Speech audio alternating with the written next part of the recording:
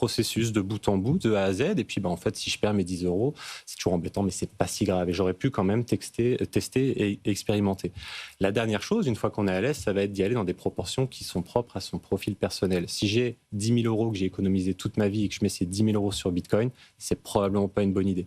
Si j'ai 100 000 euros et que j'investis 5 000 euros et que, je suis père de famille de 2 enfants, ça a déjà un peu plus de sens en termes de proportion par rapport à ce qu'on souhaite investir. En revanche, j'ai 20 ans, je viens d'avoir un petit héritage, j'ai pas d'enfant, je suis pas marié, je peux prendre beaucoup plus de risques. Et en fait, tout dépend toujours, il faut bien se connaître soi-même déjà quand on investit.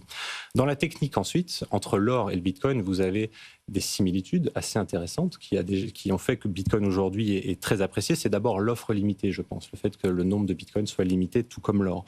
Vous n'avez pas d'émetteur central non plus, c'est-à-dire que vous n'avez pas d'État ou de gouvernement qui imprime les Bitcoins, tout comme l'or est récupéré aujourd'hui par des sociétés généralement privées, etc.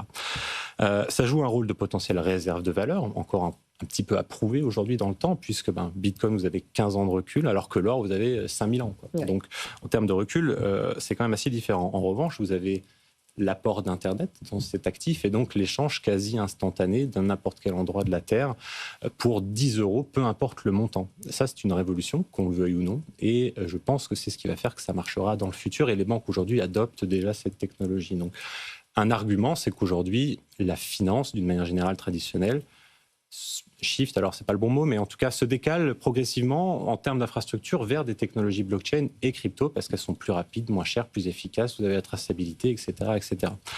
Donc, il faut le voir comme un actif de diversification, je pense, à investir doucement au début. Et ensuite, l'argument, je pense que vous le ferez vous-même, tout simplement. Exactement, il faut tester, on le dit souvent dans cette émission. Une question qui revient souvent, qui nous est posée par Laurie, comment est créé le Bitcoin Morgan? On vous la pose souvent, cette question. On me la pose souvent, et c'est vrai que quand on veut comprendre Bitcoin, c'est intéressant effectivement de comprendre son émission, parce qu'il y a des particularités justement à Bitcoin.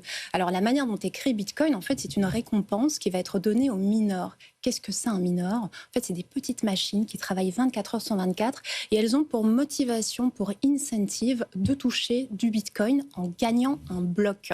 Pourquoi? Eh bien parce qu'il y a une création de Bitcoin qui est programmée dans tous les nouveaux blocs qui vont être rajoutés sur la blockchain principale de Bitcoin.